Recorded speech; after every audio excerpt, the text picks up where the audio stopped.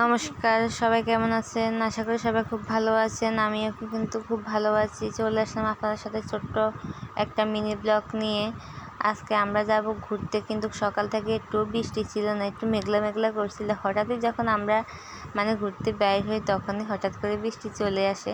আর এদিকে আমরা যেহেতু বাড়ির পাশে আজকে কোনো গাড়ি পাই না, তাই অল্প একটু আমাদেরকে হেঁটে গাড়ির রোড ধরতে হয়েছিল আর কি।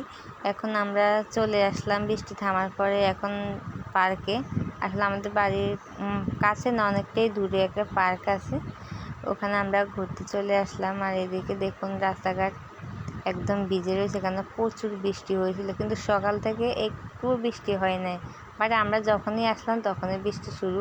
আর এই পার্কটার নাম হলো খেয়াঘাট ক্যাফে। আর এখন দেখুন আমরা এখন এখান থেকে চলে যাব এর ভিতরে।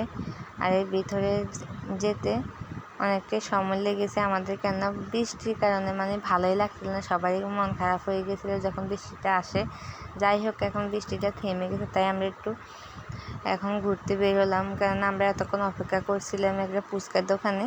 আর এখান থেকে এখন আমরা চলে আসলাম সবাই মিলে। আমাদের সাথে অনেকে এসেছে, বাট সকলে আর কি ক্যামেরার সামনে আসতে চায় না। পিছনে যে ও আমার একটা ননদ হয়।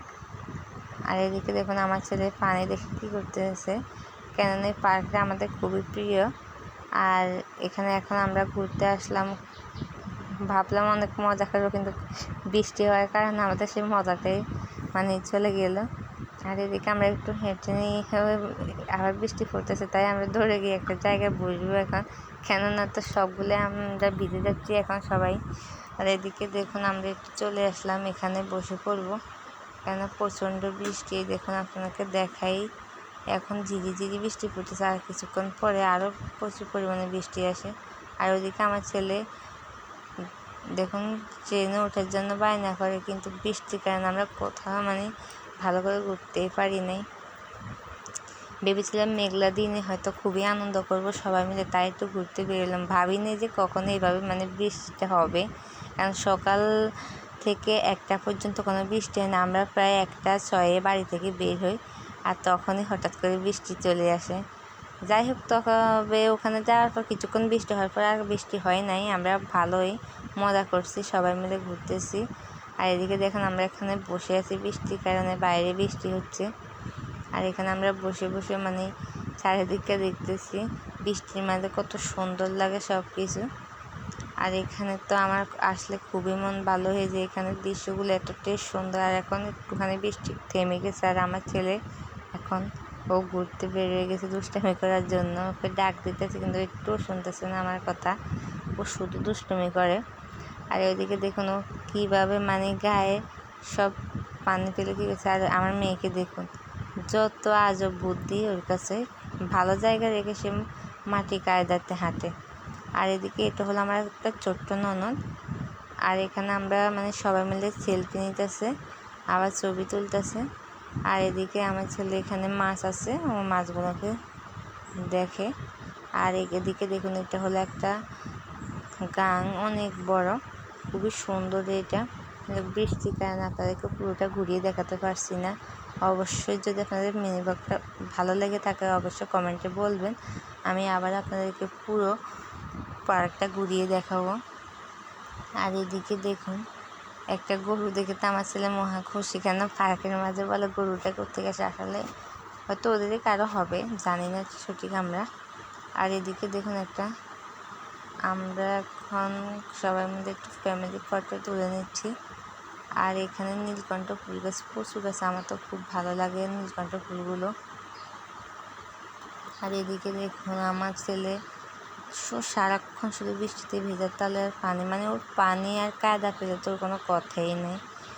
আর ও এখন দেখেন কী করে, এই যে দৌড় দিচ্ছে। এখন আমরা এখানে অনেকগুলো, আপনারা নীলকণ্ঠ ফুল কে চিনেন জানি না, তবে এই ফুলগুলোকে নীলকণ্ঠ ফুল বলে। দেখতে কিন্তু খুবই সুন্দর, আর এখানে প্রচুর পরিমাণে নীলকণ্ঠ ফুলগুলো থাকে। এই যে দেখুন এই সবগুলো হলো নীলকণ্ঠ ফুলের গাছ।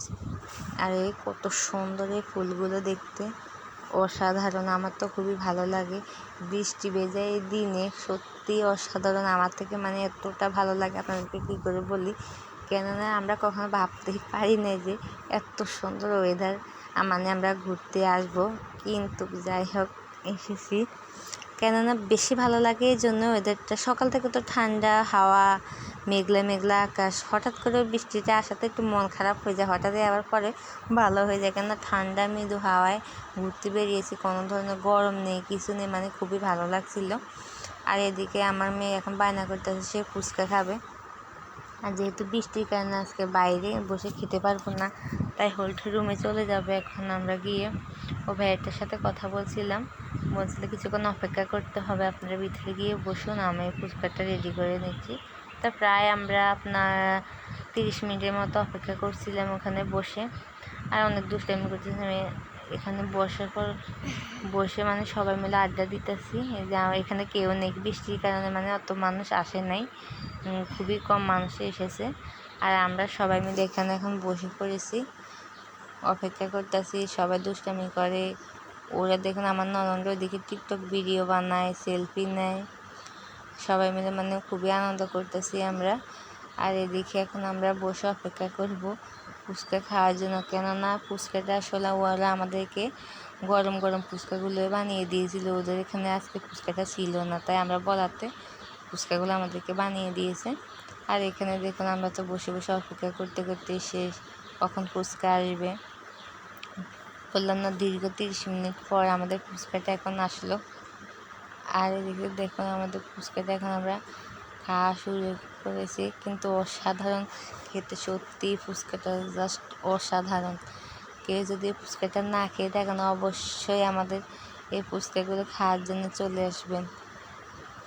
আর এদিকে দেখুন আমরা তো ফুচকা খাচ্ছি আর অনেক মজা করতেছি সবাই মিলে। দেখুন সবাই ছোটো ছোটোরা কীভাবে ফুচকা খায়, তবে ফুচকা সবগুলো ভালো লাগে, আমার থেকে টকটা মানে একটু বেশি মিষ্টি লাগলো।